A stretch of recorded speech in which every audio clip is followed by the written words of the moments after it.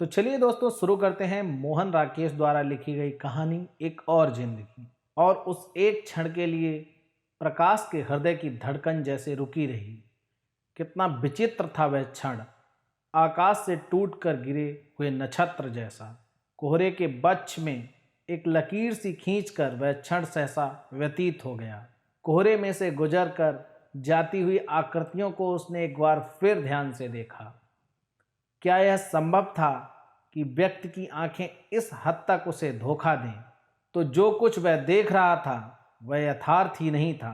कुछ ही क्षण पहले जब वह कमरे से निकलकर बालकनी पर आया था, तो क्या उसने कल्पना में भी यह सोचा था कि आकाश के ओर छोर तक फैले हुए कोहरे में गहरे पानी की निचली सतह पर तैरती हुई मछलियों जैसी जो आकृतियां नजर आ रही हैं, उनमें कहीं बेदो आकृतियां भी होंगी।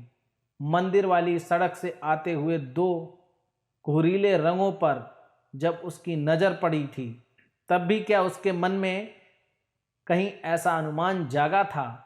फिर भी न जाने क्यों उसे लग रहा था जैसे बहुत समय से, बल्कि कई दिनों से वह उनके वहाँ से गुजरने की प्रतीक्षा कर रहा हो।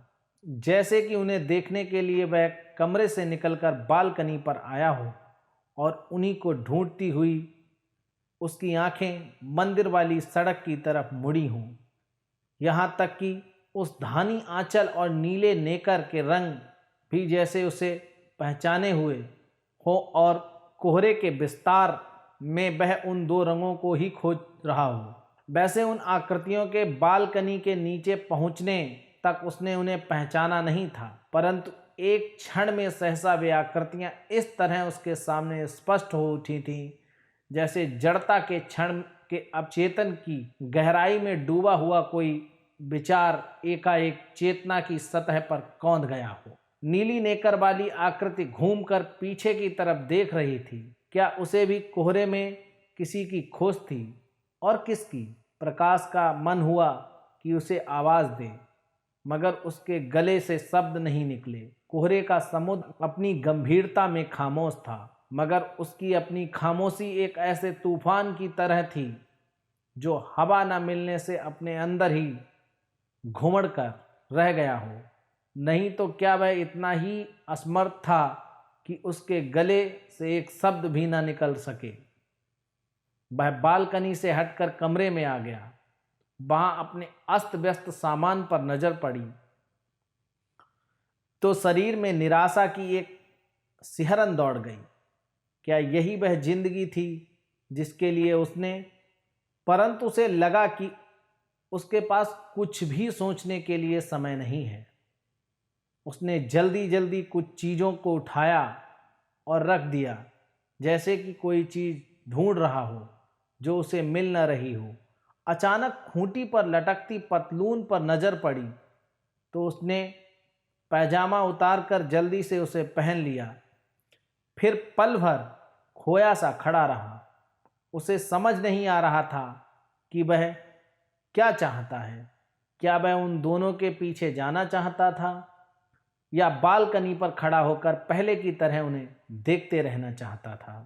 अचानक उसका हाथ मेज पर रखे ताले पर पड़ गया तो उसने उसे उठा लिया।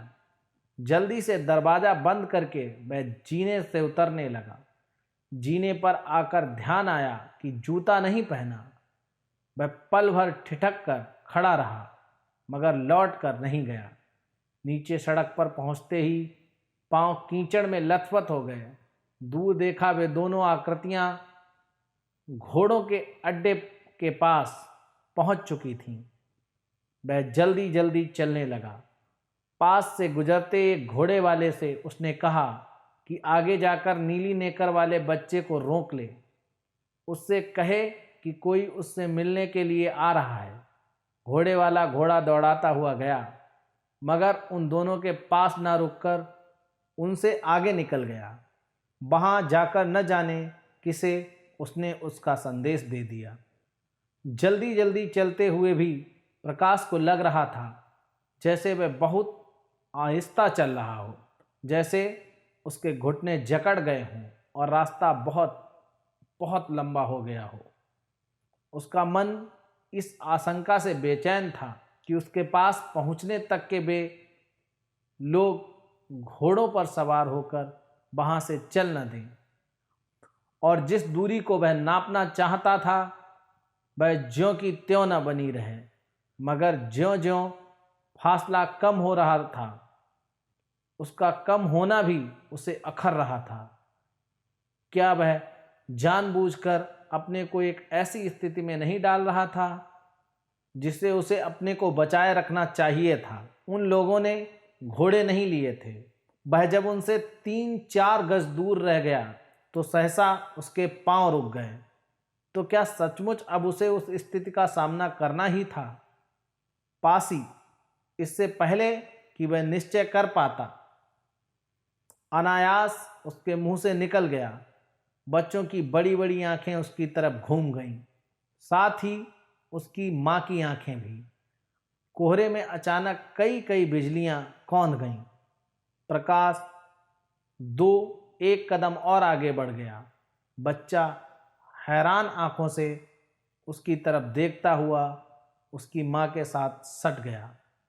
पलाश, इधर आ मेरे पास, प्रकाश ने हाथ से चुटकी बजाते हुए कहा, जैसे कि यह हर रोज की साधारण घटना हो और बच्चा अभी कुछ मिनट पहले ही उसके पास से अपनी मां के पास गया हो। बच्चे ने मां की तरफ देखा।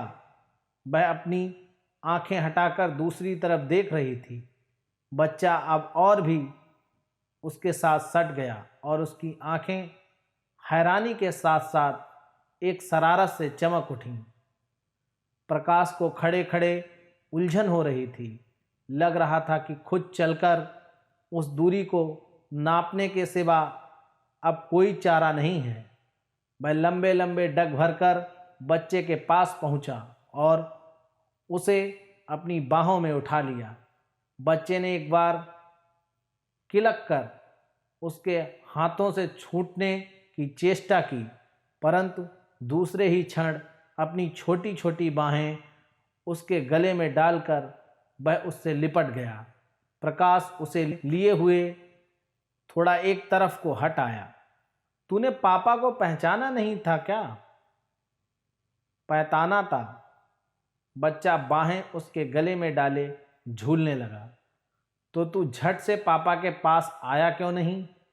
नहीं आया, कहकर बच्चे ने उसे चूम लिया। तू आज ही यहाँ आया है? नहीं, कल आया था। अभी रहेगा या आज ही लौट जाएगा? अभी 3-4 दिन रहूँगा। तो पापा के पास मिलने आएगा ना? आऊँगा। प्रकाश ने एक बार उसे अच्छी तरह से अपने साथ सटाकर चूम लिया तो बच्चा किलक कर उसके माथे, आँखों और गालों को जगह जगह चूमने लगा। कैसा बच्चा है? पास खड़े एक कश्मीरी मजदूर ने सिर हिलाते हुए कहा। तुम कहाँ रहते हो? बच्चा बाहें उसी तरह उसकी गर्दन में डाले जैसे उसे अच्छी तरह देखने के लिए थोड़ा पीछे हट गया। वहाँ प्रकाश ने दूर अपनी बालकनी की तरफ इशारा किया। तू कब तक वहाँ आएगा? अभी ऊपर जातल दूध पीऊँगा, उसके बाद तुम्हारे पास आऊँगा। बच्चे ने अब अपनी माँ की तरफ देखा और उसकी बाहों से निकलने के लिए मचलने लगा। मैं वहाँ बालकनी में कुर्सी डालकर बैठा रहूँगा और तेरा इंतज़ार करूँगा। बच्चा बाहों से उतरकर अपनी माँ की तरफ भाग गया तो प्रकाश ने पीछे से कहा। क्षण भर के लिए उसकी आंखें बच्चे की माँ से मिल गईं, परंतु अगले ही क्षण दोनों दूसरी तरफ देखने लगे। बच्चा जाकर माँ की टांगों में लिपट गया। वह कोहरे के पार देवदारों की धुंधली रेखाओं को देखती हुई बोली, तुझे दूध पीकर आज खिलन मर्ग नहीं चलना है? नहीं, बच्चे ने उसकी टांगों के सहारे उछलते हुए सपाट जवाब दिया। मैं दूध पीकर पापा के पास जाऊंगा। 3 दिन 3 रातों से आकाश घिरा था। कोहरा धीरे धीरे इतना घना हो गया था कि बालकनी से आगे कोई रूप कोई रंग नजर नहीं आता था। आकाश की पारदर्शिता पर जैसे गाढ़ा सफेद पोत दिया गया था। ज्यों-ज्यों वक्त बीत रहा था, कोहरा और घना होता जा रहा था। कुर्सी पर बैठे हुए प्रकाश को किसी किसी क्षण महसूस होने लगता जैसे वह बालकनी पहाड़ियों से घिरे हुए विस्तार में न होकर अंतरिक्ष के किसी रहस्यमय प्रदेश में बनी हो।